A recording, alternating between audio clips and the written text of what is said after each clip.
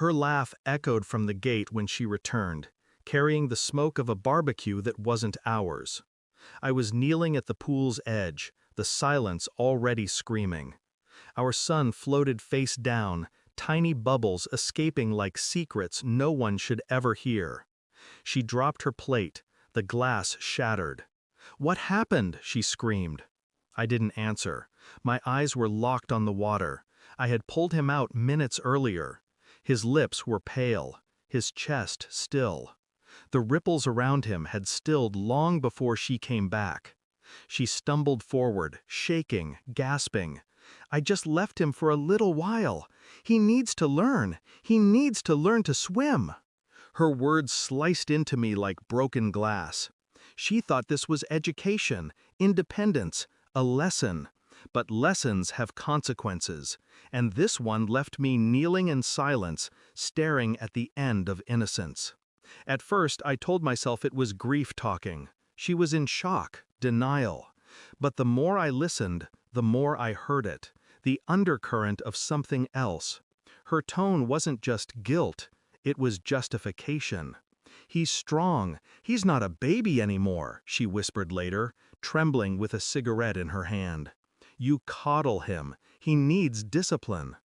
Discipline? For a 3-year-old? Her phone buzzed that night. She didn't know I was watching. She turned away, laughed softly. Too softly for a widow who had just buried her child in water. I stared at her shoulders, at the glow of the screen lighting her face. She typed fast, deleted faster. There was someone else. I didn't need proof yet. I could feel it. The indifference, the careless cruelty. It wasn't new. It had roots. When she left our son in that pool, it wasn't just negligence. It was liberation. And I knew then his death was only part of the betrayal. I became quiet, colder. She thought I was shutting down. In truth, I was sharpening. I sifted through her phone when she showered. Password cracked with ease. It was his birthday. Not mine. Not our son's. His. Messages confirmed what I already knew. Dinners, motels, secrets dressed as love. She hadn't lost herself in grief. She had been gone long before the water stilled. The pool became my ally. Every night I sat there, staring into its depth, thinking. It had taken my son, but it had also revealed the truth. I checked bank statements, hotel charges, withdrawals. She was careless, intoxicated by her own lies. One night, I found the name. A man I had shaken hands with once. He smiled too long at her back then. I thought it was harmless. Now I knew. I didn't rage. I didn't confront. I let it build, quiet and steady. Because silence creates gravity, and gravity pulls liars down into their own ruin. The DNA test came back on a Tuesday. My hands were steady as I opened the envelope.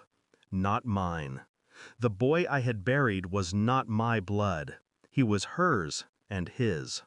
The world went silent again, like the moment I saw my son floating. But this time, there were no bubbles, no water. Only truth. That evening, I placed the report on the table. She walked in, phone still warm from another conversation. "What's this?" she asked. "Read," I said. Her eyes scanned the words. Her lips parted. Her skin drained of color. "It's not true. It can't." I said nothing. My silence strangled her better than any words. She collapsed into the chair, gasping. "Please, don't tell him. Don't ruin us." Us. Not me. Not our son. Us. I slid the phone across the table, her messages already open, his name flashing in bold. She froze. "You were careful," I said softly. "But not enough." Her hands trembled as she reached for the phone. I pulled it back. "No, he'll hear it from me." Her eyes widened, tears finally breaking through. But they weren't for the child we lost. They were for herself, for the house, the reputation, the fantasy she had built in shadows. I stood, coat in hand, calm as stone. She reached for me once, desperate. I didn't move. "Bury him twice," I said. "First in water, now in truth." I walked to the pool one last time before leaving. The water was still, black in the night, holding no reflection. I realized I hadn't lost a son. I had been robbed of one. Raised him in my heart, not my blood. And that was why the silence hurt more than anything. But silence can also free. She would face the man she betrayed me with. She would face the whispers. She would face herself. And every glance, every rumor, every accusation would be another stone dragging her down into the same water she left him in. I would not raise my voice. I would not lift a hand. The truth was already drowning her. I left the house without a sound, letting the quiet finish what the water had started. Thanks for watching. Don't forget to like, share, and comment. Subscribe now to Cheating Stories Insight World for more amazing stories.